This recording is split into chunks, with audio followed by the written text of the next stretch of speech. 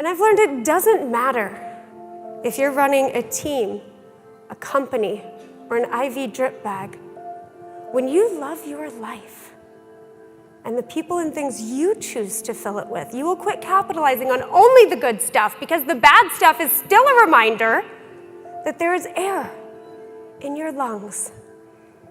And there's a power right now in every breath, because I choose to be too busy living to die.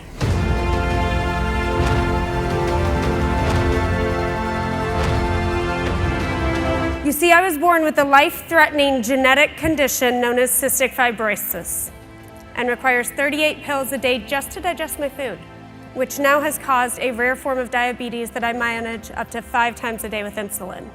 I tell you all this because there are times when I'll be hiking in Yosemite or rafting down volcanoes in Costa Rica, and then I wake up one day and I have that rumble in my lungs. And that rumble is a sign that the infection has begun again, and then I go down. The only thing it has made me very, very curious of, very obsessive over, is how is it some people are given all the crap in the world and they thrive? How is it that some people have figured out how to take the gap from where they are to where they want to be and close it? And my entire life has been dedicated to figuring out that one question, because how amazing would it be if we all knew how to take the gap and close it from where we are to where we want to be? I made the decision that that narrative were not the words that I would speak. They said you will die at 25, and my book came out when I was 29. They said that my path was chosen, and I said it was not possible. But this isn't about me. This is about you.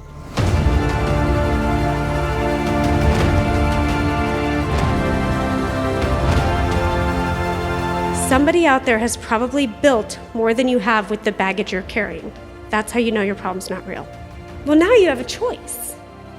Do you choose to listen to the part of you that wants to be stuck, or are you choosing to listen to the part of you that believes in possibility? See, there is no cure for anything except everything.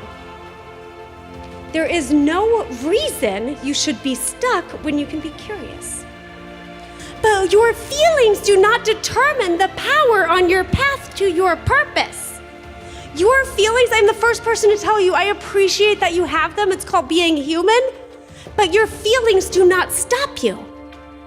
Your feelings have nothing to do with the results you are trying to achieve. It's just your internal representation of your baggage and your excuses and what's holding you back and why you can't do the thing that everybody else can do. And we've all seen that quote, that entrepreneurship is believing in a vision that nobody can see but you. But I also know the vision and the dedication and the power I have to take myself from a wheelchair with an oxygen mask to being able to run again is the same vision I have to take my company from something that's kind of small to on the Inc. 500. To defy the odds, you choose your power. And it doesn't matter if you're wondering if you can survive the night or the next market crash. There is a way to turn every setback into a comeback, every trial into a triumph. The gap from where you want to be to where you are right now can be changed in an instant.